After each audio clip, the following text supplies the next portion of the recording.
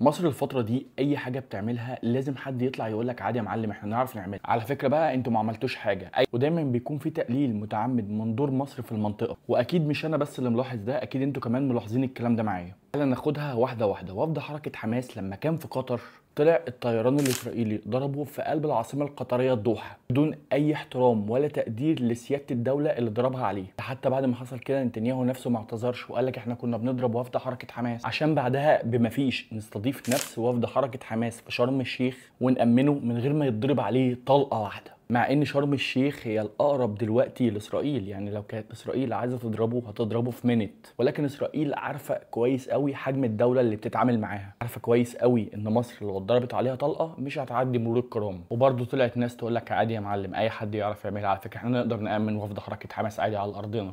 بعدها على طول مصر تنظم قمه تعلن فيها عن وقف اطلاق النار في غزه، وتجيب اكبر رئيس دولة تمضيه على وقف اطلاق النار، وكمان تمنع نتنياهو من حضور القمة. برضه تطلع نفس الناس تقول لك عادي يا معلم احنا نعرف نعملها. سيبنا بقى من الشأن العالمي، تعالى بقى نخش في الشأن المحلي. مصر تفتتح اكبر متحف في العالم لحضارة واحدة، تروج لنفسها عالميا انها دولة الامان والسلام والمحبة، وتلاقي ناس برضه تطلع تقول لك عادي يا معلم احنا نعرف نعملها.